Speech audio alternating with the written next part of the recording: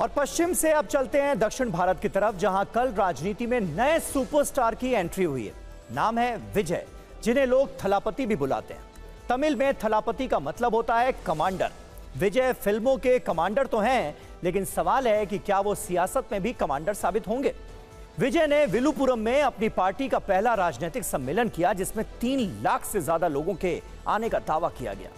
लाखों लोगों की भीड़ के सामने उन्होंने अपनी पार्टी टीवीके यानी तमिलगा वेट्री कजगम की विचारधारा और लक्ष्य की जानकारियां साझा की। अपनी पार्टी का झंडा लहराया। झंडे में लाल और पीला रंग है, जबकि बीच में 2 हाथी। उन्होंने कहा, तमिल को अदालतों और मंदिरों की भाषा के रूप में मान्यता दी जानी चाहिए। यह केवल भाषा का प्रश्न नहीं है, बल्कि तमिलनाडु की सांस्कृतिक विरासत को पुनर्जीवित करने का अभियान है। अपने समर्थकों के इमोशन से भी उन्होंने खुद को जोड़ा और कहा कि मैं अपना करियर छोड़कर आया हूं। बीजेपी से मेरा वैचारिक, जबकि डीएमके से राजनीतिक मतभेद है। यानी विजय ने अपना राजनीतिक एजेंडा भी साफ कर दिया और अपने तेवर से विरोधियों को चेन्नई से लेकर दिल्ली तक संदेश भी दे दिया। इससे ऐसा लग रहा है कि विजय जितने मंझे हुए एक्टर हैं, शायद उतने ही मंझे हुए नेता भी साबित हों।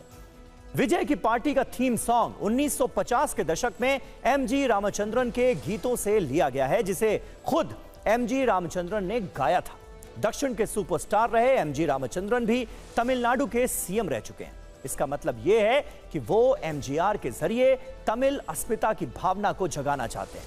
एमजीआर तमिलनाडु में सर्वमान्य नेता थे। पार्टी सॉन्ग के जरिए जनता को उनकी याद दिलाकर विजय भी उन्हीं की तरह बनना चाहते हैं। विजय ने अपनी राजनीतिक रैली में तमिल आइकन पेरियार का भी जिक्र किया।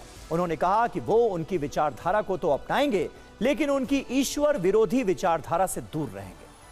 पेरियार ने द्रविड़ पहचान की वकालत करते हुए अलग द्रविड़ नाडु की मांग की थी।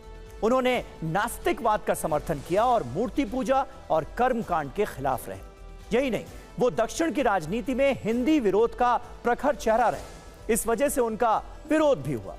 विजय आज की राजनीति में छाना चाहते हैं, इसलिए वो पेरियार का जिक्र तो कर रहे हैं, लेकिन सावधानी के साथ। वो पेरियार के तमिल भाषा वाले एंगल को अपना एजेंडा बना रहे हैं, लेकिन धार्मिक विरोध से दूरी भी रख रहे हैं। मतलब विजय की विचारधारा द्रविड़वाद और तमिल राष्ट्रवाद दोनों से प्रेरित है। तमिलनाडु की राजनीति डीएमके और एआईएडीएमके के बीच घूमती रही। करीब 70 से 80% वोट अलग अलग दौर में इन्हीं दलों को मिलते रहे। तमिलनाडु की सियासत में फिल्म स्टार्स के आने का इतिहास रहा है। 1967 में तमिलनाडु के सीएम रहे अन्नादुरई फिल्मों में स्क्रिप्ट राइटर थे। वो डीएमके के नेता थे। अन्नादुरई की विरासत को करुणानिधि ने आगे बढ़ाया। करुणानिधि भी तमिल सिनेमा से जुड़े थे। बाद में वो भी मुख्यमंत्री बने। एमजी रामचंद्रन तमिल फिल्मों के सुपरस्टार थे। 1972 में डीएमके से निकाले जाने के बाद उन्होंने अपनी पार्टी एआईएडीएमके बनाई और 5 साल बाद 1977 में वो मुख्यमंत्री बन गए। जयललिता भी फिल्मों की जानी मानी अभिनेत्री थीं, जिन्होंने एमजीआर की राजनीतिक विरासत को मजबूती दी और 1991 में वो भी मुख्यमंत्री बनी। जयललिता के गुजर जाने के बाद से एआईएडीएमके की जमीन खिसकती चली गई और डीएमके सियासी तौर पर ताकतवर बनकर उभरी। He has not spelled out his policies. He had used this mass gathering to attack DMK and its governance. So I think he wants to take the share of ADMK votes.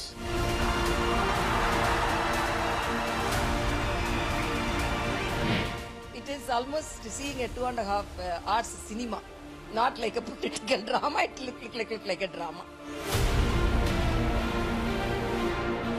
First thing is Thalapathy identify the 2 fascist forces at V Salai. It's very historical moment it taken place. It is in next 13 years.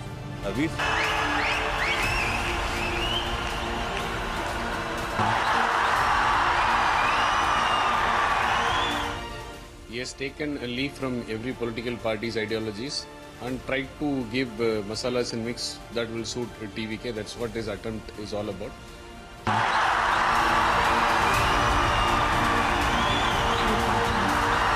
என்னோட உயிர் வணக்கங்கள். तो विजय राजनीति में आने के लिए कई साल से प्लान बना रहे थे। औपचारिक तौर पर उनका यह सपना 27 अक्टूबर को पूरा हुआ। तमिलनाडु में जयललिता और करुणानिधि के जाने के बाद डीएमके के लिए मैदान खुला है। विपक्ष में कोई उनके आगे टिक नहीं पा रहा है। विधानसभा से लेकर लोकसभा चुनाव तक स्टालिन अकेले छाए हुए हैं। ऐसे में विजय के लिए सुपरस्टार वाली छवि को भुनाने का मौका है। राज्य में 2026 में विधानसभा चुनाव है, उनके पास समय भी है।